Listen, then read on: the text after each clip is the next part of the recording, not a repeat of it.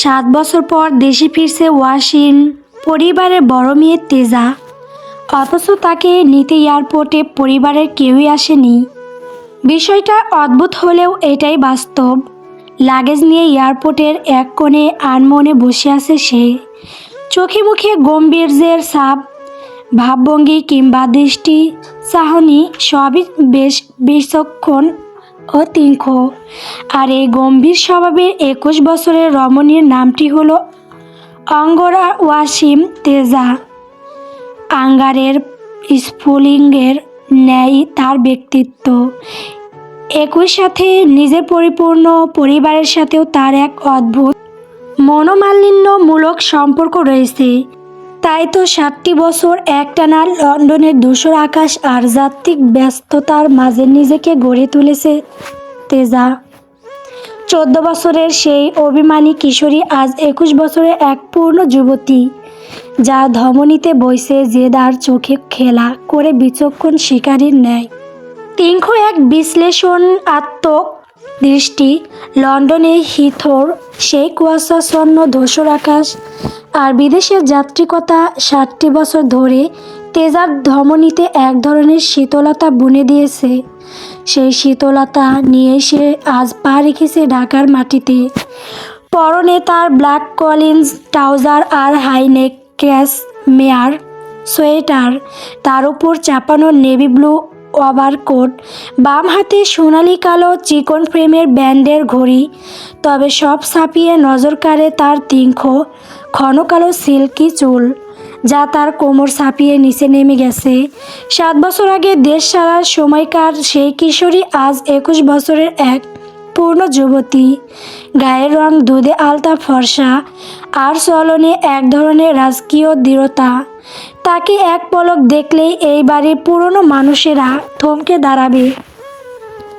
কারণ তেজা দেখতে হুবহু তার প্রয়াত মা মেহেরুন্নিসা প্রতিচ্ছবি। টার্মিনালের এক কোণে সে দীর্ঘক্ষণ একা বসে রইল। চারপাশের কোলাহল তাকে স্পর্শ করছে না। সে জানে তাকে নিতে কেউ আসবে না, আসার কথাও নয়। তার বাবা ইমতিয়াজ ওয়াসিম জানতেন আজ সে ফিরছে, কিন্তু তিনি কাউকে জানাননি। কেন জানাননি? সেই মনস্তত্ব তেজার নগদপনে বাড়িতে তার সৎমা সাহেরা বেগম আর তার 2 সন্তান আনান আর রিনি। তেজার অস্তিত্ব তাদের কাছে অনেকটা অপ্রিয় সত্যের মতো, যা এড়িয়ে চলার শ্রেয়। হজরত শাহজালাল আন্তর্জাতিক বিমানবন্দরের টার্মিনাল হতে চলে যাবা উদ্যাত্তে সে দাঁড়ালো। তখন তার চারপাশের হট্টগোল তাকে বিন্দুমাত্র বিচলিত করতে পারল না। তেজার চোখে মুখে কোনো বিষণ্ণতা নেই, বরং আছে এক অদ্ভুত বিদ্রূপান্তক গম্ভীর্য। তার প্রতিটি পদক্ষেপে এক ধরনের মেপে মেপে চলা গাম্ভীর্য ফুটে উঠেছে, যা সাধারণ 21 বছরের তরুণীদের মধ্যে বিরল। সে জানে এই অবহেলা কোনো ভুল নয়, বরং এটা একটা সুপরিকল্পিত আগ্রহ করার খেলা। একটা উবার দেখে সে ওয়াশিংটন এর উদ্দেশ্যে রওনা হলো। বেশ খানিকটা জার্নি শেষে তেজা যখন তার বাড়ির বিশাল লোহার গেটের সামনে দাঁড়ালো, তখন ঘড়িতে রাত 8টা। সাদা রঙের বিশাল অট্টালিকাটা আগের মতোই আছে, শুধু লন এর বাগানটা আগের চেয়ে বেশি অগোছালো।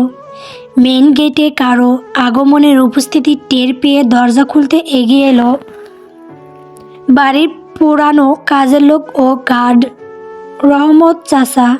তেজাকে দেখে তার চোখ ছানা বড়া। ছোট আম্মু, আপনি? তেজা কোনো উত্তর না দিয়ে কেবল ক্ষীণ মুচকি হাসল। শান্ত পায়ে লন পেরিয়ে বাড়ির ভেতরে ঢুকলো। বসার ঘরে তখন সাহেরা বেগম আর তার মেয়ে রিনি বসে সিরিয়াল দেখছিল, এবং তেজাকে দেখা মাত্রই ইমতিয়াজ ওয়াসিমের দ্বিতীয় স্ত্রী সাহেরার হাতের রিমোটটা থমকে গেছে। 14 বছর বয়সে যে মেয়েটাকে তারা এক প্রকার নির্বাসনে পাঠিয়েছিলেন, 7 বছর পর তার এই নিখুঁত রূপ আর ব্যক্তিত্বের তেজ তিনি সহ্য করতে পারছেন না।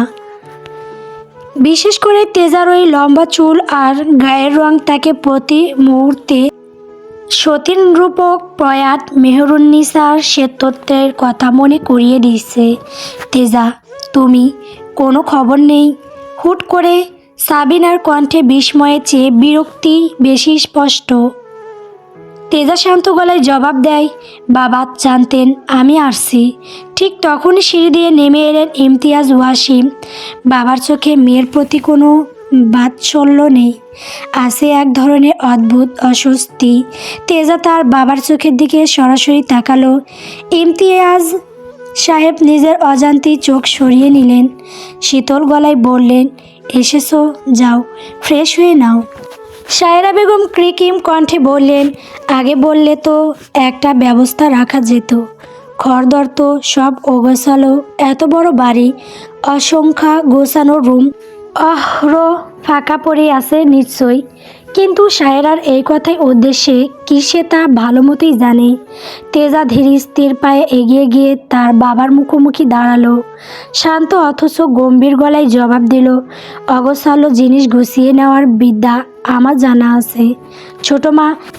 তার কথায় সূক্ষ্ম একটা খোসা ছিল, যা শেহজাদের মুখে অপমানের রং ধরিয়ে দিল।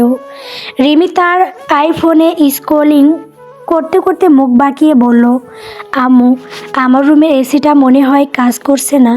মেজাজটাই খারাপ হয়ে গেল। সে তেজাকে এক সেকেন্ডের জন্য আমল দিল না। ছোট ভাই আনান ওয়াসিম তো ড্রয়িং রুমেই আসেনি।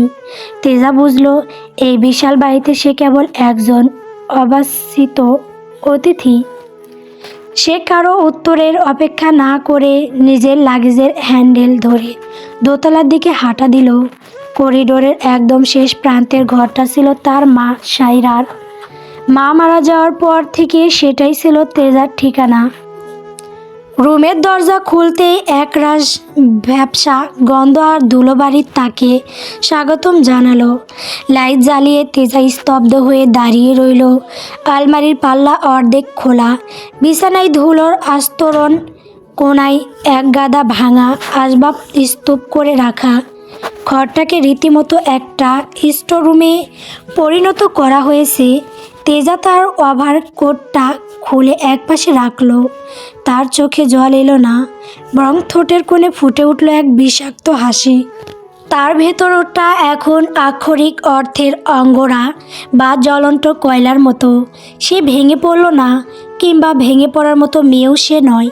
তেজা মনে মনে আওড়ালো, আমার মাকেও তোমরা এভাবেই মুছে দিতে চেয়েছিলে না? কিন্তু আমি যে আগুনের স্ফুলিঙ্গ পুড়ে ভস্ম হয়ে পুনরায় জন্মাতেও আমি জানি। ঘড়িতে তখন রাত 8:30। পেটে দানা পানি পড়েনি সেই দুপুরে। কিন্তু সে আগে শরীর পরিষ্কার করলো না, শুরু করলো ঘর পরিষ্কার। অত্যন্ত খুঁতখুঁতে তেজা ধুলোবাড়ি সহ্য করতে পারে না। লন্ডনের হোস্টেল লাইফ তাকে একাই সব করতে শিখিয়েছে। বালতি ভরে জল এনে নিজ হাতে সে মুছল ফ্লোর, ঝাড়ল বিছানার চাদর। 7 বছরে জমে থাকা অবহেলা সে একাই সরাতে লাগলো। রাত 12টা যখন বাজলো, তখন ঘরটা আবার তার মা মেহরুন্নিসার আমেজ ফিরে পেয়েছে। পরিচ্ছন্ন, স্নিগ্ধ, আভিজাত্যময়। পেটের ভেতর তখন ক্ষুধার জ্বালাটা তীব্র হয়ে উঠেছে। তেজার নিচে নেমে এলো। ডাইনিং স্পটটা অন্ধকার, সবাই যে যার রুমে ঘুমে বিভোর। তাকে রাতে খাবারের জন্য কেউ একবার ডাকার প্রয়োজনও বোধ করেননি। ডাইনিং টেবিলের উপর ঢাকা দেওয়া কয়েকটা পাত্র। তেজা ঢাকনা তুলল। মাছের বাটিতে শুধু ঝোল আর কাটা পড়ে আছে। ভাতের হাঁড়ি প্রায় শূন্য। এক কোনায় পড়ে আছে সামান্য একটু ডাল আর পোড়া করলার ভাজি। রাজকীয় এই পরিবারে তেজার জন্য অবশিষ্টাংশ ছাড়া আর কিছুই অবশিষ্ট নেই। তেজা শব্দ করে হাসল না, শুধু একটা ক্ষীণ বিদ্রোপান্তক হাসি তার ঠোঁটে ফুটে উঠল। সে প্লেটে সেই অবশিষ্টাংশটুকু তুলে নিল। বিশাল 10 আসনের ডাইনিং টেবিলে একা বসে আছে 21 বছরের অঙ্গরা ওয়াসিম তেজা। চারপাশ নিঃশব্দ, কেবল তার চামচের টুংটাং শব্দ হচ্ছে। তার এই বাড়িতে আরও কিছু সদস্য তথা তার বিধবা বড় ফুপু ও ছোট চাচার পরিবারও থাকে। যদিও আজ তাদের কাউকেই আশেপাশে কোথাও সে দেখতে পেল না। মনে মনে ঢলেই নিল তারা তাদের গ্রামে বাড়িতে গিয়েছে। দেশের বাইরে থাকলেও বাড়ির একজন বিশেষ ব্যক্তির মাধ্যমে সে প্রায়ই বাড়ির সব রকমের খোঁজ খবর পেয়ে যেত। তেজা সব চিন্তা মাথা থেকে ঝেড়ে ফেলল। মায়ের মৃত্যুর পর এ বাড়িতে তার আপন বলতে কেউ নেই বললে চলে। সে প্রতিটি দানা খুব ধীরে সুস্থে চিবিয়ে খাচ্ছে। তার মনে হচ্ছে এই অবহেলাগুলো আসলে তার নিস্তেজ আত্মশক্তির জ্বালানি। যত বেশি অপমান অবজ্ঞা সে এ বাড়িতে পাবে, তত বেশি তেজে সে জ্বলে উঠবে। খাওয়া শেষ করে সে গ্লাসে জল ঢালল। তারপর ডাইনিংয়ের অন্ধকার জানালার বাইরে তাকিয়ে বিড়বিড় করে বলল, প্রতিপক্ষ যখন তোমাকে তুচ্ছ মনে করবে, তখনই তুমি সবচেয়ে শক্তিশালী। ওয়াসিম কুঞ্জ, তুমি তেজাকে অপমান করতে পারো, কিন্তু অঙ্গরাকে নেভাতে পারবে না। তেজা খাওয়া দাওয়া শেষ করে ঘরে এসে শুয়ে পড়ে। আগামীকাল সকাল সকাল ঘুম থেকে আরও বাদবাকি কিছু কাজ করতে হবে। আপাতত সে ভীষণ ক্লান্ত। রাতেও বেশ খানিক গভীর হয়েছে। ঘড়ির কাঁটায় এখন বোধহয় রাত 1:30। তেজার চোখ জোড়া লেগে এসেছে। অতল গভীর ঘুমে আচ্ছন্ন হবে এমন মুহূর্তে হুট করে সে অদ্ভুত কিছু শব্দ শুনতে পেল। অন্ধকার ঘরে শুয়ে থাকা বিচক্ষণ তেজার চোখ জোড়া সহসায় চট করে খুলে গেল। ভ্রুকুটি করে সে বসে পড়ল। ফোনের ফ্ল্যাশ অন করে গম্ভীর স্বরে আওড়ালো কে। কিছুক্ষণ কোনো সারা শব্দ হলো না। পরক্ষণে আচমকা দরজায় ঠক ঠক শব্দ হতে লাগলো। তেজার ভ্রু জোড়া কুঁচকে গেল। ফর্সা ত্বকে নেমে এলো আশঙ্কার ছায়া। এত রাতে তাকে ডাকার মতো। আপাতত বাড়িতে তো তেমন কেউই নেই। তবে কে এসেছে? দরজার অপর প্রান্তের ব্যক্তিটি কে তা নিশ্চিত হওয়ার জন্য সে বিছানা থেকে নেমে এলো। ন্যূনতম সময় নষ্ট না করে চট করে দরজাটা খুলে ফেলল। চোখের সামনে দাঁড়িয়ে থাকা ব্যক্তিটিকে দেখেই সে এক প্রকার বিস্মিত হলো। একই সাথে মুখ হতে নিঃশেষ হলো, তুমি। তেজার কথা শেষ হতে না হতেই আচমকা সেই পুরুষ অবয়ব ঘরে প্রবেশ করলো এবং সামনে হতে তেজার মুখটা এক প্রকার জোরে চেপে ধরল। ব্রজরাজ কুসকে চাপা রক্ষ গলায় বলল, হুস, একদম কথা বলবে না, নয়তো আমার সে খারাপ আর কেউ হবে না।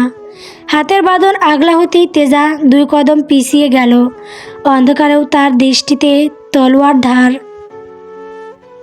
যে মানুষটির সামনে দাঁড়ানো, তার গায়ের সেই পরিচিত বুনো পারফিউমের ঘ্রাণ তেজার মগজে চট করে সিগন্যাল পাঠালেও তার চোয়াল বিন্দুমাত্র শিথিল হলো না।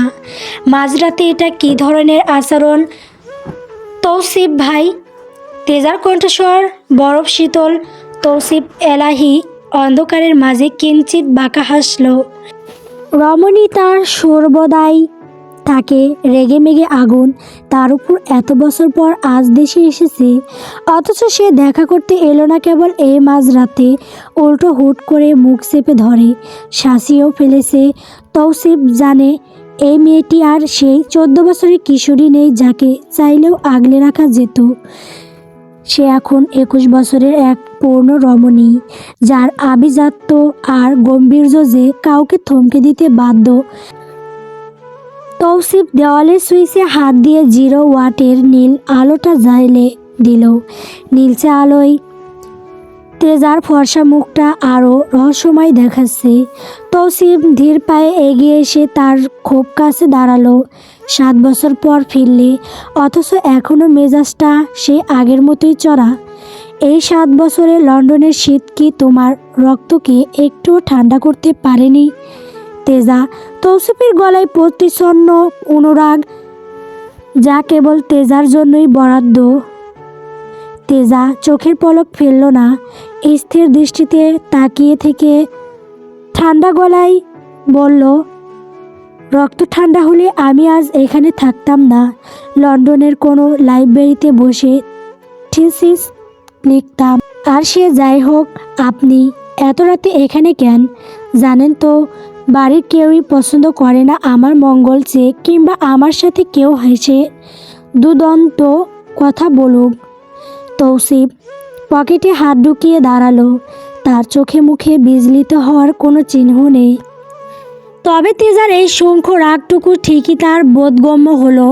সে কিছুটা থেমে ভারী শ্বাস ফেলে বলতে লাগলো, ইমতিয়াজ মামা নিষেধ করেছেন ঠিকই, কিন্তু আমি কি আর তাতে থেমে থাকবো? আর হ্যাঁ, এত বছর পর ফিরেছো, অথচ আমি তোমায় এয়ারপোর্টে নিতেও যেতে পারিনি। Sorry princess, I'm really so sorry. Teja তাচ্ছিল্যের হাসি হাসলো। এয়ারপোর্টে একা বসে থাকাটা আমার জন্য নতুন কিছু না। গত 7 বছর আমি একাই ছিলাম। তৌসিফের চোখের দৃষ্টি এবার কিছুটা গভীর হলো। সে তেজার চোখের ওপর ঝুলে থাকা একগুচ্ছ চুল সরিয়ে দিতে উদ্যত হলো, কিন্তু তেজা বিদ্যুতের গতিতে মাথা সরিয়ে নিল। তৌসিফের হাতটা মাঝপথেই থেমে গেল। তৌসিফ দমে না গিয়ে মৃদু স্বরে বলল, অভিমানে ধমনী ছিঁড়ে যাচ্ছে, কিন্তু মুখে বলবে আমি তোমার কেউ না, তাই তো? গত বছর লন্ডনে যখন তোমার হোস্টেলের নিচে 3 রাত দাঁড়িয়েছিলাম, তখন তো এই কঠোরতা দেখাওনি। তেজা এবার গম্ভীর স্বরে বলল, ওটা অতীত ছিল। এখন আমি আমার বাড়িতে, যেখানে আমার প্রতিটি পদক্ষেপ মেপে চলতে হয়। সায়রা বেগমও তো পেতে আছে আমাকে এক চুল ভুল করতে দেখার জন্য। আর আপনি মাঝরাতে আমার ঘরে ঢুকে সেই সুযোগটা করে দিচ্ছেন। সায়রা মামি তোমাকে ঘৃণা করেন কারণ তুমি তোমার মায়ের প্রতিচ্ছবি, আর আমি তোমাকে পছন্দ করি ঠিক সেই কারণেই। এই ঘৃণা আর পছন্দের লড়াইয়ে জয় কার হবে জানো? তৌসিফ তেজার কাছে আরও এক ধাপ এগিয়ে এলো। তেজা পিছু হটল না। সে তৌসিফের শার্টের কলার চেপে ধরল, তবে প্রেমের টানে নয়, শাসনে। জোর যার জয় তার। আর এই বাড়িতে এখন আমার আধিপত্য চলবে। আপনার ইমোশন বা এই মাঝরাতের রোমান্টিক আনাগোনা আমার জেদের পথে যেন বাধা না হয়ে দাঁড়ায়। তৌসিফ ভাই, মনে রাখবেন, আমি এখানে কারো প্রেমিকা হতে আসিনি, নিজের অধিকার বুঝে নিতে এসেছি। তৌসিফ তেজার হাতে নিজের হাত রাখলো। তেজার হাতটা হিমশীতল। আমি কি বাধা হতে চেয়েছি? আমি তো তোমার সেই জ্বালানি হতে চাই, যা তোমার ভেতরের অঙ্গরাকে আরও উৎসকে দেবে। মামা আমাকে অফিসের কাজে ঢাকায় বাইরে পাঠিয়েছিলেন আজ ভোরে। জানো তো, বাকিদের মতো তিনিও চান না তোমার আশেপাশেও আমি থাকি। কিন্তু তৌসিফ এলাহিকে আটকানো কি অতই সহজ? কাজ শেষ করে বাইক নিয়ে 3 ঘন্টায় রাস্তা 2 ঘন্টায় পাড়ি দিয়ে ফিরলাম শুধু তোমার এই গম্ভীর মুখটা দেখার জন্য। অথচ তুমি এমন রক্ষ ব্যবহার করছো। আমি কষ্ট পাচ্ছি। তেজা ভারী শ্বাস ফেলল। তৌসিফ সম্পর্কে তার ফুফাতো ভাই, বয়সেও বেশ খানিকটা বড়। দেখতে লম্বা চওড়া, প্রশস্ত বুক, পরিপাটি চুল, কণ্ঠস্বর হতে কথাবার্তার ভাবভঙ্গি সব মিলিয়ে চমৎকার সুদর্শন। মাস্টার্স কমপ্লিট করে এখন জব করছে, সাথে ওয়াসিম পরিবারের ব্যবসায়িক কাজেও যোগ দিয়েছে। তার যে বড় ফুপু তথা খাদিজা বেগম এ বাড়িতে থাকেন। তারই একমাত্র ছেলে এই তৌসিফ এলাহি। ছোটবেলায় বাবা মারা যাওয়ার পর চাচাদের সাথে আর বনি হয়নি, তাই মাকে নিয়ে বহু বছর আগে থেকেই তারা ওয়াসিম কুঞ্জে বসবাস করছে। ছোটবেলা থেকে বড়বেলা সবটাই তার মামা বাড়িতে কেটেছে। তবে তেজার সাথে তৌসিফের সম্পর্কটা খানিক ভিন্ন। তেজা এত বছর বিদেশে রইলেও এই একটা মানুষের সাথে তার প্রায়শই কথাবার্তা হতো। বাড়ির সকলের খোঁজখবর না চাইতেও তৌসিফই তেজাকে দিত। আজ যে সে দেশে ফিরছে, এটা তেজা কেবল তৌসিফকেই জানিয়েছিল। আর তৌসিফ তার মামা তথা ইমতিয়াজ ওয়াসিমকে। কিন্তু ইমতিয়াজ ওয়াসিম মেয়ের ফেরার কথা শুনে বাবা হিসেবে কোনো দায়িত্ব পালন তো করেননি, উল্টো তৌসিফকেও তেজার কাছ থেকে তাদের ব্যবসায়িক কাজের বাহানায় শহর থেকে দূরে পাঠিয়েছে। তেজা বুঝদার মানুষ, সব বুঝে সে ভারী শ্বাস ফেলল। তাকে কে গুরুত্ব দিচ্ছে নাকি দিচ্ছে না এটা তার ভাবার বিষয় না। জীবনের বেশিরভাগ সময় যে মেয়ে একা থেকেছে, পুরো পরিবারের অস্তিত্ব থাকা সত্ত্বেও যাদের কখনো নিজের কাছে পায়নি, তাদের সে ভবিষ্যতেও নিজের পাশে দেখতে চায় না। সে যে উদ্দেশ্যে এত বছর পর দেশে ফিরেছে, তাকে এখন কেবল সেই উদ্দেশ্যই পূরণ করতে হবে। তেজা পুনরায় ভারী শ্বাস তৌসিফের চোখের দিকে তাকালো। এই একটি মানসিকত 7 বছর ধরে তার বিষণ্ণ ধূসর জীবনে রঙিন যোগান দিয়েছে। লন্ডনের একাত্মীতে যখন তেজা দিশেহারা হয়ে পড়ত, তখন তৌসিফের একটা কল বা হঠাৎ করে বিদেশ গিয়ে সারপ্রাইজ দেওয়াটাই ছিল তার বেঁচে থাকার রসদ। এভাবে আর এসো না, অতিরিক্ত কারণ প্রকাশ না করেই তেজা তৌসিফকে সতর্ক করে দেয়। তৌসিফও দীর্ঘশ্বাস ফেলে মাথা ঝাঁকিয়ে আওড়ায়, আচ্ছা ম্যাডাম। তৌসিফ খানেক থেমে আবারও বলল, এবার শোনো, কাল সকালে মা আর মামারা গ্রামে থেকে ফিরবে। বড় একটা গেট টুগেদার হবে। সায়রা মামি চাইবেন তোমাকে সবার সামনে নিচু করতে, কিন্তু তুমি মোটেও বিচলিত হবে না। আর কেউ না থাকুক, আমি সব সময় তোমার পাশেই আছি।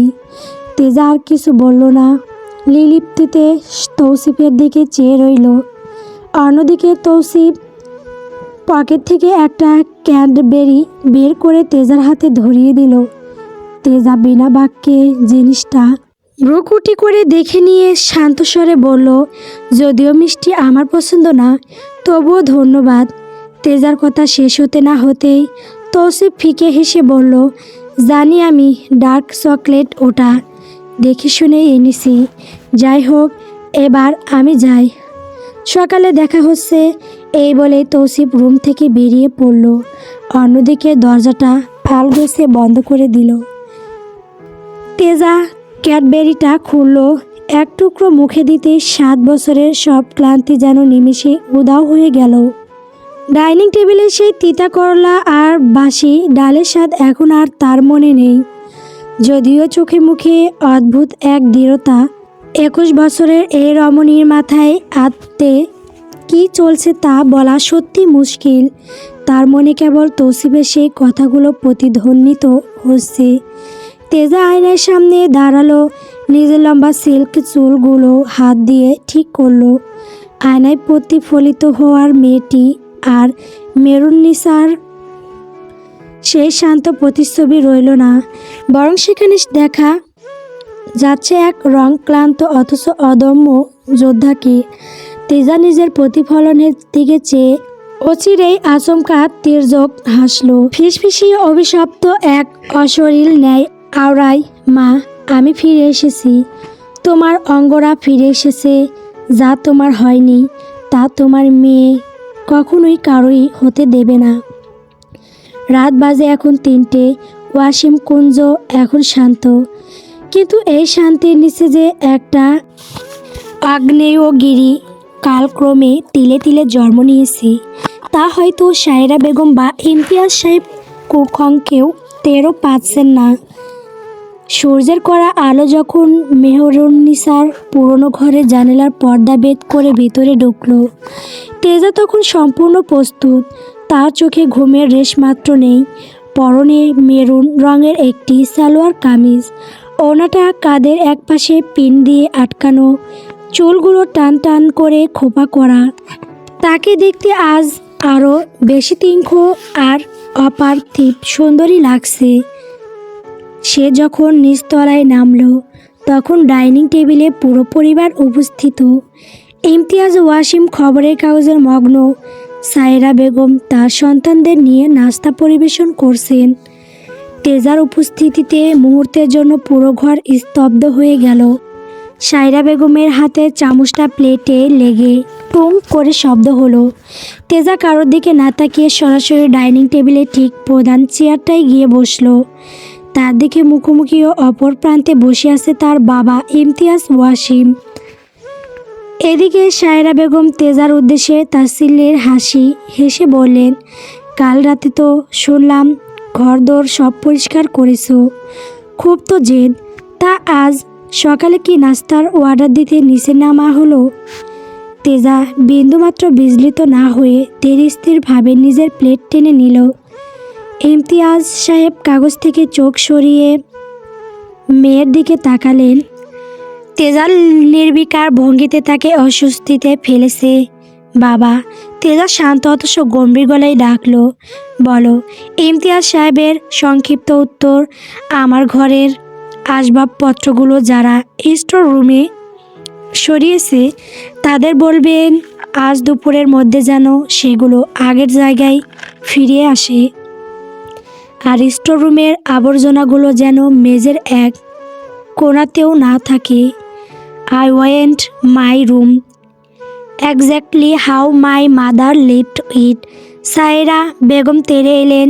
কি বললে? ওই ভাঙা আসবাবের স্তূপ সরাবে কি? আর ওটা এখন বাড়ির স্টোর রুম, তোমার মায়ের রুম নয়। তেজা সরাসরি সায়রা বেগমের চোখের দিকে তাকালো। সেই চোখে এক অদ্ভুত শীতলতা। আমি কথা বলছি আমার বাবার সাথে, ছোট মা। মাঝখানে কথা বলাটা কি আপনার অভ্যাস নাকি অভদ্রতা? পুরো ডাইনিং টেবিলে পিনপতন নীরবতা। আনান আর রিনি হা করে তাকিয়ে আছে তাদের সেই ভীতুবন্তির এমন তেজক্রিয় রূপের দিকে। সায়রা বেগম অপমানে লাল হয়ে ইমতিয়াজ সাহেবের দিকে তাকালেন, কিন্তু ইমতিয়াজ সাহেব কিছু বলতে গিয়েও থেমে গেলেন। তেজার চোখের ওই চাহনিটা হুবহু মেহরনিসার মতোই। ঠিক তখনই সদর দরজা দিয়ে তৌসিফ এলাহি প্রবেশ করলো। তার পরনে নেভি ব্লু শার্ট, হাতে একটা ফাইল, তার চলনে এক ধরনের রাজকীয় দম্ভ। সে এসেই সোজা ডাইনিং টেবিলের কাছে দাঁড়ালো। গুড মর্নিং মামা। আজ সকালে আবহাওয়াটা বেশ উত্তপ্ত মনে হচ্ছে। তৌসিফ কথাটি বলে তেজার দিকে একবার আর চোখে তাকালো। তেজা তাকে বিন্দুমাত্র আমল দিল না। সে মাথা ঝুঁকিয়ে নিজের পাউরুটিতে জ্যাম মাখাতে তপ্ত স্বরে বলল, এখন বোধহয় আপনার অফিস টাইম, কিন্তু যদি সম্ভব হয় তবে খানিকক্ষণ বাদে আমার সাথে একটু দেখা করবেন। তৌসিফ ভাই, কিছু প্রয়োজনীয় বিষয়ে কথা বলার ছিল। তৌসিফ একটু থমকালো। তেজার এই পাবলিকলি ডিস্ট্যান্স মেনটেন করার ক্ষমতা তাকে সবসময় অবাক করে। সে হেসে উত্তর দিল, হ্যাঁ অবশ্যই। এই বলে সে ইমতিয়াজের সাথে কিছু ব্যবসায়িক বিষয়ে আলোচনা করতে বসলো, সাথে পারিবারিক আলোচনা।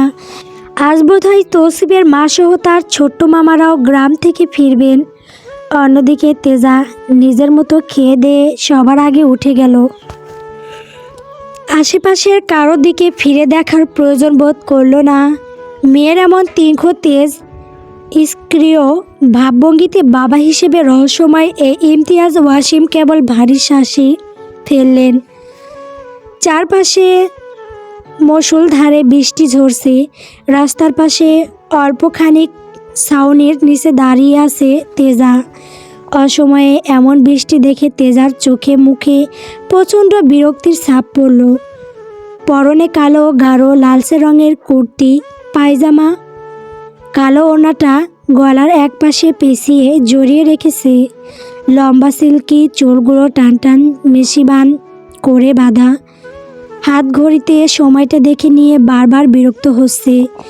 বাড়িতে থাকতে বিরক্ত লাগছিল বিদায় এমনিতেই আজ বেরিয়ে পড়েছে। যদিও অসীম কুঞ্জে যার যার নিজস্ব কিছু গাড়িও আছে, কিন্তু তেজার আলাদাভাবে কোনো গাড়ি এখানে না থাকায় সে রিক্সা নিয়ে বেরিয়ে পড়ে। আর এতেই হয়েছে বিপত্তি। অনেকটা বছর পর এই শহরে ঘুরতে বেরিয়েছিল সে। মা বেঁচে থাকতে তার বাবা মা সহ সে নিজেও প্রায়শই এই শহর ঘুরে বেড়াতো, কিন্তু সেসব অতীতের আজ দীর্ঘকাল পেরিয়ে গিয়েছে। বৃষ্টিপ্রিয় অঙ্গরা ওয়াসিম তেজা আজ এই অসময়ের বৃষ্টিকে বিরক্ত ক্ষুব্ধ তার নজরে দেখছে। কথাই আছে, জীবন থেকে আবেগের রং হারিয়ে গেলে শখ আহ্লাদও হারিয়ে যায়। তেজার ক্ষেত্রেও ঠিক তাই ঘটেছে। তার উপর সাথে করে কেন আজ ছাতা আনেননি, সে আফসোসে তার নিজের প্রতি রাগ হচ্ছে। আবার আশেপাশে কোথাও তেমন ফাঁকা রিক্সাও দেখা মিলছে না। তেজা বাধ্য হয়ে ছাউনির নিচ থেকে সরিয়ে গিয়ে রাস্তা পেরোনোর জন্য উদ্যত হলো, কিন্তু এই মুষলধারায় বৃষ্টিতে সে দু পা বাড়িয়েছে আর অমনি একটা হাত পেছন থেকে কেউ বাড়িয়ে দিল তার দিকে। খপ করে ধরে ফেল তেজার সরু হাতখানা। তেজা চকিতে বুকুটি করে পেছন ফিরতে না ফিরতেই সেই হাতখানা আচমকা এক টানে তাকে খিসে নিজের কাছে নিয়ে গেল। সহসাই তেজার কপালখানা গিয়ে ঠেকল এক শক্তপোক্ত বলিষ্ঠ দেহে। তেজা বুক উচকে মাথা তুলে তাকাতেই এক ফর্সা গরনের ডার্ক অলিভ টি শার্ট পরুয়া মানবের তীক্ষ্ণ চোয়াল দৃষ্টি সম্পূর্ণ মুখটার সম্মুখীন হলো। কিছু সময়ের জন্য তেজার সমগ্র মস্তিষ্ক বিশ্লেষণ করেও বুঝতে পারল না এই লোকটা আবার কে। দেখতেও বেশ সুদর্শন, বলিষ্ঠ হাত দিয়ে ধরে রাখা কালো চাটাটা দুজনের মাথার উপর ছাউনি রূপে কাজ করছে। কিন্তু তেজার নজর না চাইতেও এক ঝলকের জন্য গিয়ে ঠেকলো ছাতা ধরে রাখার দৃঢ়তায় ফুলে ওঠা ওই নীলসে শিরাগুচ্ছ সম্পূর্ণ পেশিবহুল ফর্সা হাতখানা। এরই মধ্যে তাকে আরেক দশায় চমকে দিয়ে লোকটি তাকে বকুসকে এক পলক দেখে নিল। পরক্ষণে গুরু গম্ভীর দম্ভ সুরে বলে উঠল, এই যে মিস, চলতে ফিরতে একটু সাবধানতায় বজায় রাখবেন। সামনে ড্রেন ছিল, বৃষ্টির পানিতে ভরে যাওয়ার বোধহয় খেয়াল করেননি। এই বলে লোকটি আচমকা তাকে ছেড়ে দিল। তেজাও ছাতার নিচ থেকে কিছুটা সরে গেল। এদিকে লোকটি আর কথা না বাড়িয়ে চলে যেতে উদ্যত। ঠিক এমন অবস্থায় তেজা না চাইতেও মুখ ফসকে খানিকটা রক্ষ ভারিক্কি স্বরে বলে উঠল, আপনি কে? ধন্যবাদ না জানিয়ে সোজা পরিচয় জিজ্ঞেস করায় ব্যক্তিটির কপালে খানিকটা ভাঁজ পড়ল। লোকটি শুরুতেই কোনো জবাব দিল না। ততক্ষণে তেজা নিজে তীক্ষ্ণ বিচক্ষণ দৃষ্টিপুণ্ডায় তাকে পরখ করে নিল।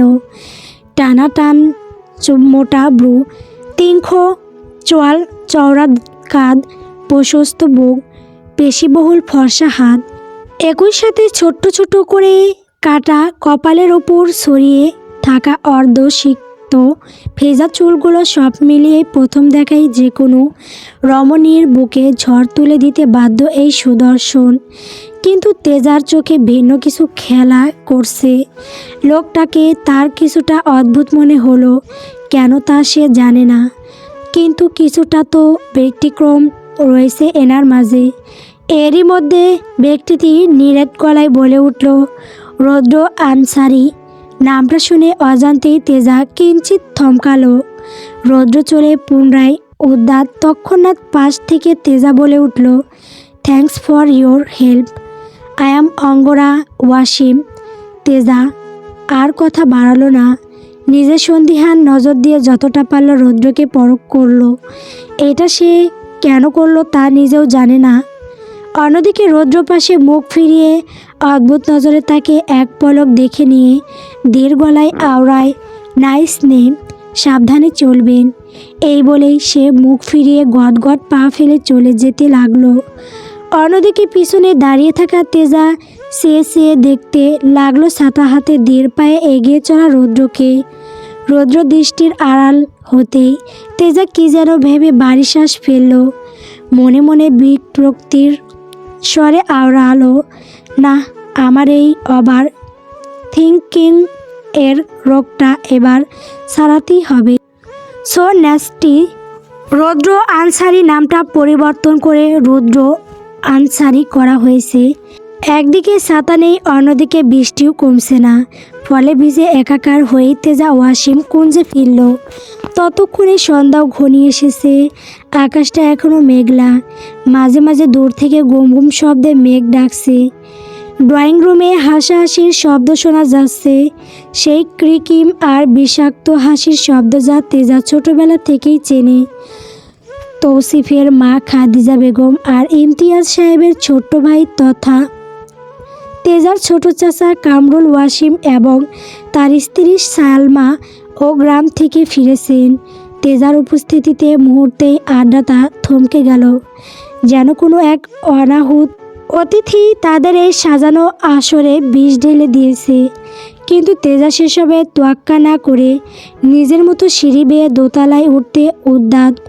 ফুপু খাদিজা বেগম সোফা থেকে উঠে দাঁড়িয়ে তিনকু গলায় বললেন, 7 বছর বিদেশে থেকে কি আদব কায়দাও সব বিসর্জন দিয়ে এসেছিস তেজা? বড়রা সামনে বসে আছে অথচ শটান ভেতরে চলে যাচ্ছিস। অন্তত সালামটা তো দিতে পারতিস। তেজা সিঁড়ির প্রথম ধাপে পা দিয়ে থমকে দাঁড়ালো। ভেজা চুল থেকে বৃষ্টি ফোঁটা টুপটুপ করে সাদা মার্বেলের মেঝেতে পড়ছে। সে ধীরে ধীরে ঘাড় ঘুরিয়ে তাকালো। তার দৃষ্টিতে কোনো ভয় নেই, আছে কেবল একরাশ অবজ্ঞা। সালাম দিয়ে ঘরে ঢোকার মতো পরিবেশ থাকলে নিশ্চয়ই দিতাম ফুপু। আর আমি তো ভেবেছিলাম আপনারা আমার অস্তিত্বই ভুলে গেছেন, ঠিক যেমন গত 7 বছর কোনো খোঁজ নেননি। হঠাৎ এই খাতির দেখে একটু অবাকই হচ্ছি। খাদিজা বেগম কিছু বলতে যাচ্ছিলেন, কিন্তু ইমতিয়াজ সাহেব ধমক দিয়ে উঠলেন, তেজা, বড়দের সাথে মুখে তর্ক করো না। যাও, পোশাক পাল্টে নিচে আসো। রাতের ডিনারে ইম্পর্টেন্ট গেস্ট আসবেন। মেহমানদের সামনে যেন তোমার এই উটগো মেজাজ না দেখি। তেজা কিছু না বলে উপরে চলে গেল। নিজের ঘরে ঢুকে দরজাটা ভেতর থেকে লক করে দিয়ে সে দেওয়ালের সাথে হেলান দিয়ে দাঁড়িয়ে রইল। তার কান ঝা ঝা করছে, তবে বাবার কথা শুনে নয়, বরং বিকেলের সেই অচেনা মানুষটির স্পর্শে।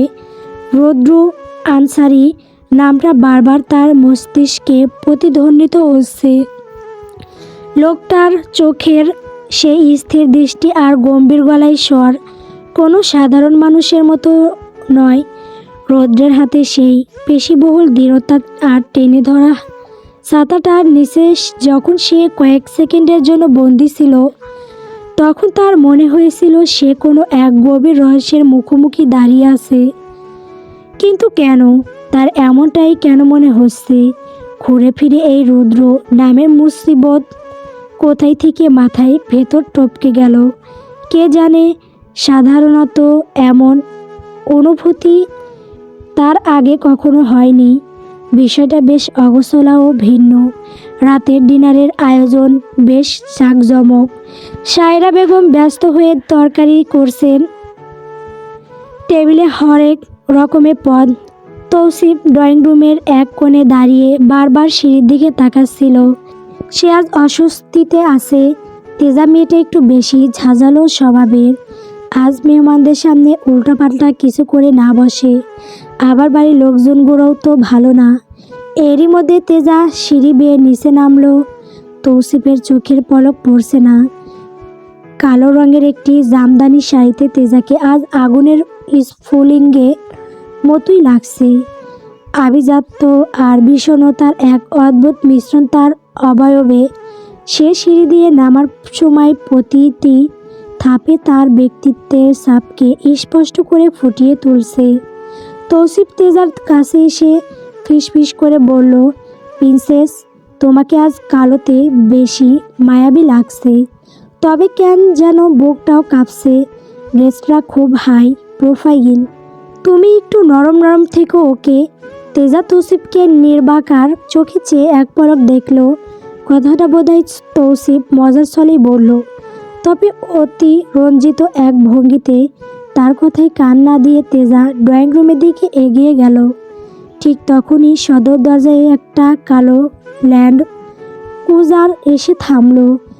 সিকিউরিটির সেলুট আর বাড়ির পরিচারকদের হুড়োহুড়িতে বোঝা গেল কাঙ্ক্ষিত অতিথি এসেছেন। ইমতিয়াজ সাহেব নিজে এগিয়ে গেলেন অভ্যর্থনা জানাতে।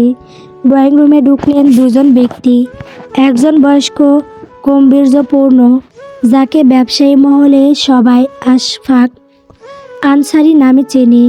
আর তাদের পেছনে যে প্রশস্ত বুকের বলিষ্ঠ দেহের ব্যক্তিটি ধীর পায়ে ভেতরে প্রবেশ করল, তাকে দেখা মাত্রই আচমকা তেজার হাতের আঙুলগুলো শাড়ির ভাঁজে শক্ত হয়ে বসে গেল। পরনে নেভি ব্লু ব্লেজার, চুলগুলো নিখুঁতভাবে সেট করা। মাঝ রাস্তার সেই অবিন্যস্ত ভাবটা নেই, কিন্তু চোখে সেই বিবংশী তেজ অপরিবর্তিত। ইমতিয়াজ সাহেব হাসি মুখে পরিচয় করিয়ে দিলেন, ইনি হলেন আমাদের নতুন বিজনেস পার্টনার জনাব আশফাক আনসারি আর ওনার ছেলে রৌদ্র আনসারি। দুবাইতে ওনাদের বিশাল কনস্ট্রাকশন বিজনেস, এখন দেশে ইনভেস্ট করতে চাইছে। রৌদ্রের দৃষ্টি ঘর জুড়ে ঘুরে এসে স্থির হলো তেজার উপর। ঠোঁটের কোণে অত্যন্ত সূক্ষ্ম, প্রায় অদৃশ্য এক বাঁকা হাসি। সে এগিয়ে এসে তেজার মুখোমুখি দাঁড়ালো। আমরা কি আগেও কোথাও দেখা করেছি? মিস অঙ্গরা, আপনাকে খুব পরিচিত মনে হচ্ছে। রুদ্রের কণ্ঠস্বর ড্রয়িং রুমের ভারী বাতাসে যেন এক বিদ্যুৎ তরঙ্গ তৈরি করলো। তেজা নিজেকে সামনে নিয়ে ঠান্ডা গলায় উত্তর দিল, শহরে অনেক মানুষের সাথেই দেখা হয় মিস্টার আনসারি, সবাইকে মনে রাখাটা আমার স্বভাবে নেই। রৌদ্র মাথা সামান্য নিচু সরে সায় দিল। বাবু উসিয়ে খানিকটা মুচকিও হাসল। খুব স্বাভাবিক, তবে কিছু নাম আর কিছু চেহারা ভুলে যেতে চাইলেও তারা হয়তো বারবার ফিরে আসে। যেমন অঙ্গরা নামটা বেশ ইউনিক, মনে ধরাই মতোই। দুজনের কথোপকথন পাশ থেকে শুনছিল তৌসিফ। অচিরেই তার সোয়াল শক্ত হয়ে এলো। সে তেজার পাশে এক কদম এগিয়ে এসে দাঁড়ালো, যেন এক অদৃশ্য দেওয়াল তৈরি করতে চাইছে। রৌদ্র সেটা লক্ষ্য করলো, কিন্তু কোনো ভ্রুক্ষেপ করলো না। খাবার টেবিল সায়রা বেগম রৌদ্রকে আপ্যায়ন করতে ব্যস্ত। কথার ছলে রৌদ্র জানালো, তার খুব শীঘ্রই ওয়াসিম কুঞ্জের খুব কাছের এক জমিতে তাদের নতুন প্রজেক্ট শুরু করতে যাচ্ছে। খাবার টেবিলে আলোচনা চলল ব্যবসায়িক প্রজেক্ট নিয়ে। তেজা লক্ষ্য করল তার ছোট চাচা কামরুল সাহেব আজ অস্বাভাবিক শান্ত। সচরাচর যিনি খুব কথা বলেন, তিনি আজ রৌদ্রের দিকে তাকাতেও যেন কণ্ঠা বোধ করছেন। বিষয়টা তেজার নজরে পড়লেও সে তা আমলে নিল না।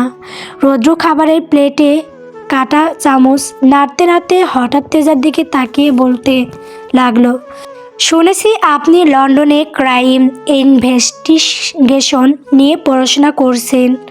বেশ চমৎকার চয়েস। আমাদের এই শান্ত শহর কিন্তু এখন আর আগের মতো নেই। এখানে অনেক রহস্য লুকিয়ে থাকে, যা সাধারণ মানুষের চোখে পড়ে না। তেজা ব্লেড থেকে চোখ তুলে সোজা রৌদ্রের চোখের দিকে তাকালো। সে নীলসে শিরাওয়ালার ছানাখানা এখন সুরসভাবে ডিনার সেট ব্যবহার করছে। তেজার নজর সেদিকে পড়লেও সে ভাবছে অন্য কিছু। তবু নিজেকে তটস্থ করে রক্ষ স্বরে বলল, আমি রহস্য সমাধান করতে পছন্দ করি না মিস্টার আনসারি, আমি সেগুলোকে উপরে ফেলতে পছন্দ করি। রৌদ্র হালকা হাসল। সেই হাসিতে প্রতিচ্ছন্ন এক হুঁশিয়ারি ছিল। তাহলে সাবধানে উপরাতে হবে মিস অঙ্গরা। কিছু রহস্যের শিকড় কিন্তু অনেক গভীরে থাকে, একটু ভুল করলেই নিজের অস্তিত্ব বিপন্ন হতে পারে। গম্ভীর্যের সাথে কথাটা বলেই সে থামল। পুরো ডাইনিং টেবিলে পিনপতন নীরবতা। রৌদ্রের বাবা আশফাক আনসারিও তেজাকে পরখ করে দেখল। মেয়েটা আর সবার থেকে আলাদা।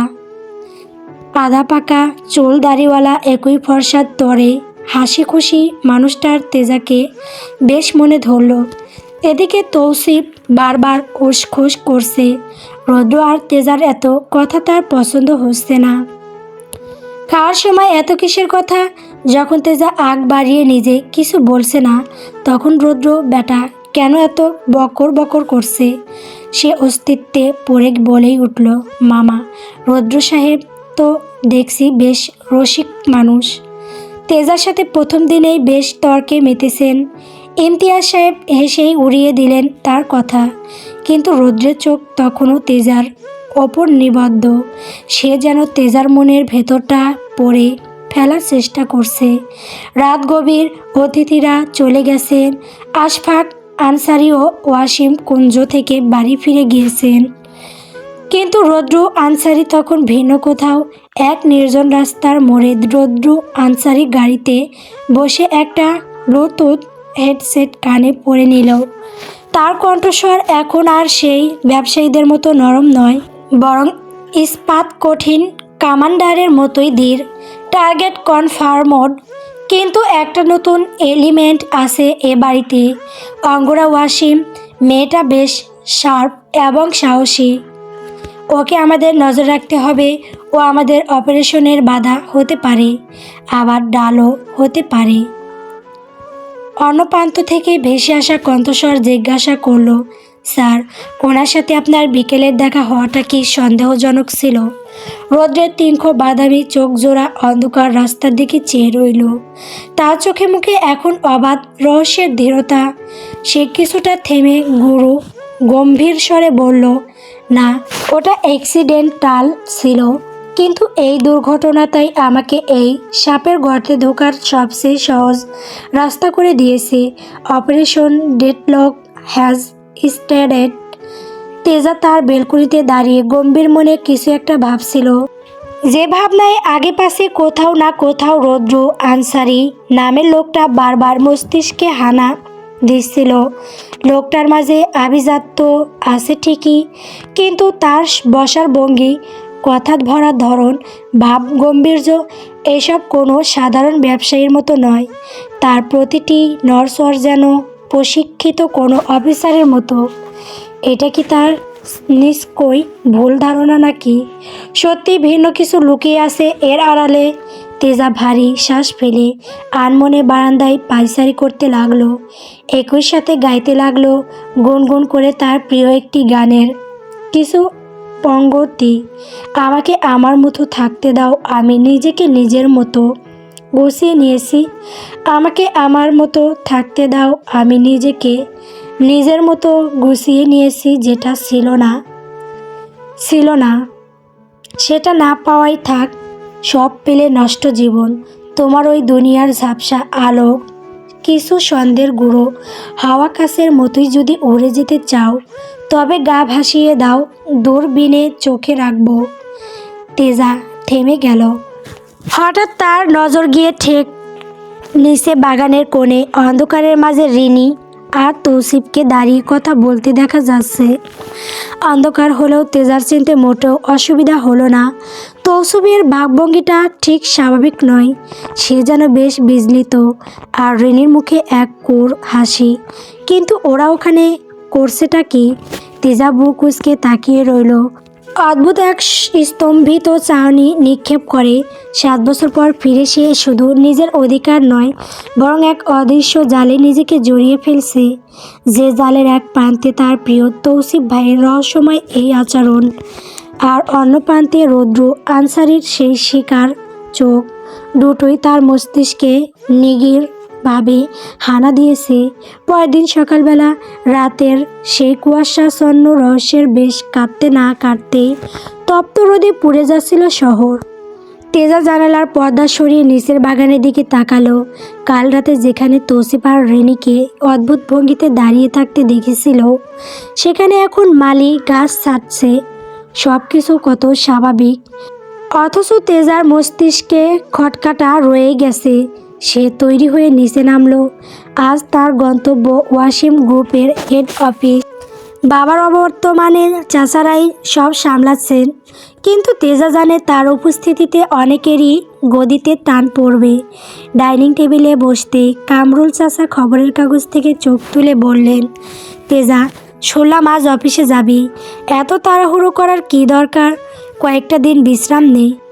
তেজা পাউরুটিতে জ্যাম মাখাতে নির্বিকার গলায় বলল, বিশ্রাম নেওয়ার জন্য তো 7 বছর সময় ছিল ছোট চাচা। এখন কাজ করার সময়। আর অফিসের ফাইলগুলো একবার না দেখলে নিজের পজিশনটা ঠিক বুঝে উঠতে পারছি না। কামরুল সাহেব সোয়াল সামান্য শক্ত হলো, কিন্তু তিনি কিছু বললেন না। পাশে বসা তৌসিফ হালকা হেসে বলল, তেজা তো ঠিকই বলেছে ছোট মামা, ওর থাকলে আমাদেরও একটু সাহায্য হবে। তবে তেজা, আজ কিন্তু অফিসে রৌদ্র আনসারি আর তার বাবা আসার কথা। আমাদের নতুন প্রজেক্টের সাইনিং আজ। রৌদ্র আনসারির নামটা শুনতেই তেজার হাতের ছুরিটা প্লেটে সামান্য শব্দ করল। সে শিকারী চোখগুলো যেন আবার তার সামনে ভেসে উঠল। তেজা সেসব নিয়ে আর না ভেবে খাওয়াতে মনোযোগী হলো। ওয়াসিম গ্রুপের কনফারেন্স রুমে এসির ঠান্ডা বাতাসেও কেন যেন এক ধরনের গমট উত্তেজনা বিরাজ করছে। তেজা যখন রুমে ঢুকলো তখন মিটিং প্রায় শেষের দিকে। রৌদ্র আনসারির তার হোয়াইট শার্টের হাতা সামান্য ফোল্ড করে বসে আছে। তার সামনে রাখা ল্যাপটপের স্ক্রিনে কিছু গ্রাফ। রৌদ্রের বাবা আশফাক আনসারি বেশ সৌজন্যের সাথে তেজাকে ডেকে বললেন, মা আসো, তোমার সাথে তো কাল পরিচয় করিয়েই দিয়েছি। রৌদ্র বাবা, তেজা আমাদের এই প্রজেক্টের লিগ্যাল আর সিকিউরিটি পার্টটা দেখবে।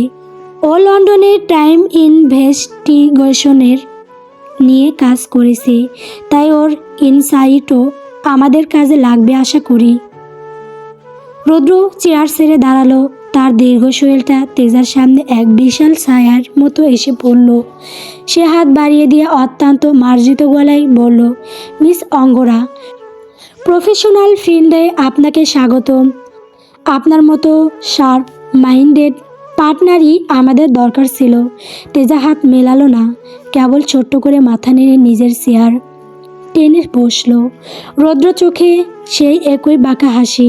সে তেজার পাশেই বসল। মিটিং চলাকালীন তেজা একটা ফাইল পরীক্ষা করছিল। হঠাৎ রৌদ্র ঝুঁকে এসে তার কানের কাছে খুব নিচু স্বরে গম্ভীর গলায় বলল, অপারেশনাল ফাইলগুলো উল্টো দিক থেকে চেক করা আপনার অভ্যাস বুঝি, নাকি মনটা অন্য কোথাও পড়ে আছে? তেজা চমকে উঠে দেখল আসলেও সে অন্যমনস্ক হয়ে ফাইলের শেষ পাতা থেকে দেখছিল। সে নিজেকে সামলে নিয়ে রৌদ্রের চোখের দিকে চেয়ে বলল, শেষ থেকেই তো আসলো রহস্য। শুরু হয় মিস্টার আনসারি, গোড়া থেকে তো সবাই দেখে। এই বলেই তেজা পুনরায় নিজেকে কাজে ব্যস্ত করার ভঙ্গিতে তোড়জোড় লাগিয়ে দিল। রৌদ্র নিঃশব্দে হাসল। সেই হাসিতে মুগ্ধতা ছিল নাকি তাচ্ছিল্য বোঝা দায়। ওয়াসিম গ্রুপের হেড অফিসের কনফারেন্স রুমে আবারও প্রীতম নীরবতা। বিশালাকার কাছের জানালার ওপাশে ঢাকার ব্যস্ত শহর দেখা যাচ্ছে, কিন্তু রুমের ভেতর আবহাওয়া বাইরের চেয়েও তপ্ত। ইমতিয়াজ ওয়াসিম একটা ফাইল রৌদ্র আনসারির দিকে এগিয়ে দিয়ে বললেন, সব কিছু একবার দেখে নিন রৌদ্র সাহেব। আমরা চাই এই প্রজেক্টটা কোনো ধরনের আইনি জটিলতা ছাড়াই শুরু হোক। রৌদ্রর হাতের আঙ্গুলে একটা দামি সিগন্যাল রিং আছে, যা সে অবিরত টেবিলের ওপর ঠুকছে। ঠক ঠক ঠক, এই একটা ছন্দময় শব্দ পুরো রুমে এক অদ্ভুত অস্থিরতা তৈরি করছে। হুট করে কিছু বিষয় নিয়ে সবার ভাব গাম্ভীর্য বেড়ে গিয়েছে। তেজা তার মুখোমুখি বসে রৌদ্রকে পর্যবেক্ষণ করার চেষ্টা করছে। লোকটা আজ আরও বেশি গম্ভীর, যেন নিরেট পাথরের কোনো প্রতিমূর্তি। রৌদ্র ফাইলটা বন্ধ করে তেজার চোখের দিকে তাকালো। সেই বাদামি মনির স্থির চাহনিতে এক ধরনের অপ্রস্তুত করে দেওয়ার মতো তীব্রতা। হুট করে তাকানোতে তেজা হকচকিয়ে গেলেও নিজেকে স্বাভাবিক রাখা। অন্যদিকে রৌদ্র তখন নজর সরিয়ে শুরু গম্ভীর স্বরে ইমতিয়াজের উদ্দেশ্যে বলে উঠল, আইনি জটিলতা কাগজের চেয়ে মানুষের মনে বেশি থাকে। মিস্টার ওয়াসিম, আপনারা কি নিশ্চিত যে আপনাদের এই মজবুত প্রজেক্টের ভিত্তিটা ভেতর থেকে নড়বড়ে নয়? পাশ থেকে কামরুল ওয়াসিম কিছুটা কাঠ হাসি হেসে বলল, কী যে বলেন রৌদ্র সাহেব, আমরা ওয়াসিম পরিবার ব্যবসার সুনামের ব্যাপারে সব সময় সচেতন। রৌদ্র এবার অচিরেই তাচ্ছিল্যের সহিত ক্ষীণ হাসল।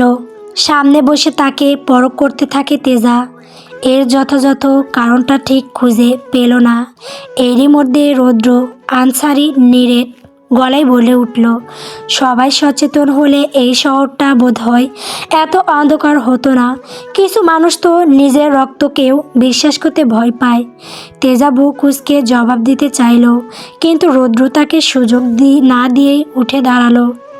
এগ্রিমেন্টটা আমি পরে সাইন করব, আজ আমার একটু তাড়া আছে, আসি। রৌদ্রের প্রস্থানের ভঙ্গিটা অনেকটা ঝড়ের মতো।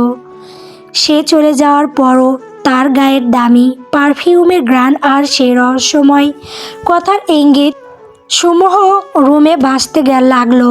তেজা মনে মনে ভাবল, এই লোকটা কি তার পরিবার সম্পর্কে এমন কিছু জানে যা সে নিজে কখনো জানতে পারেনি।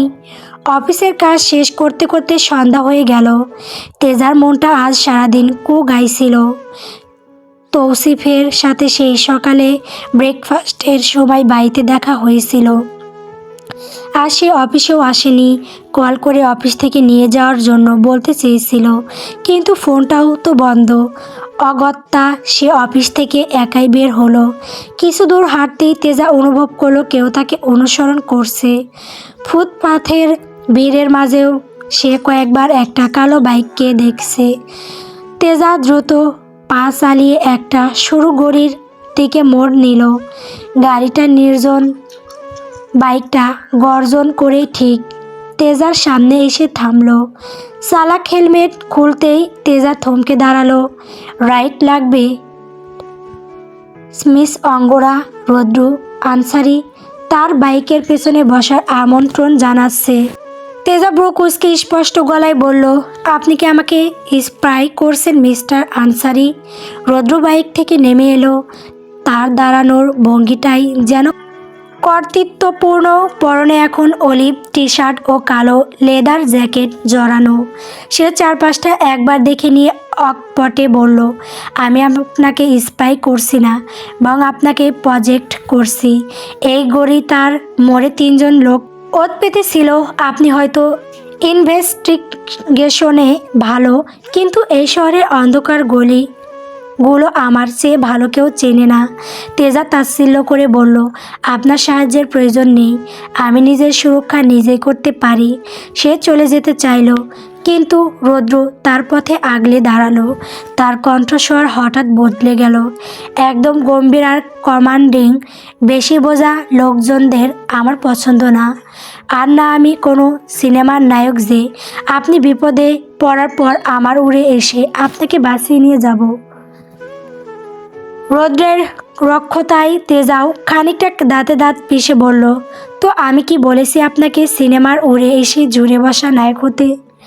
এই বলেই সে রৌদ্রকে পাশ কাটিয়ে চলে যেতে চাইবে, ঠিক তৎক্ষণাৎ রৌদ্র তার হাতটা চেপে ধরল। তেজা বিস্ময়ের দৃষ্টিতে তার দিকে তাকাতেই রৌদ্র সম্পূর্ণ নির্বিকার ভঙ্গিতে বাইক থেকে হেলমেটটা নিয়ে তার মাথায় পরিয়ে দিল। তেজা ক্ষিপ্ত স্বরে বলতে চাইল, আপনি কিন্তু অতিরিক্ত করছেন মিস্টার আনসারি।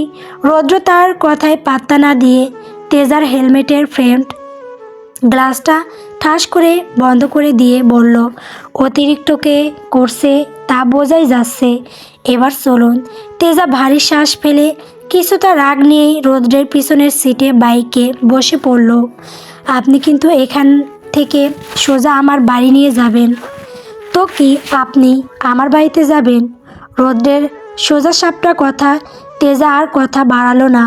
রৌদ্র বাইক স্টার্ট দিয়ে তেজাকে বলল, ধরে বসুন, নয়তো পড়ে যাবেন।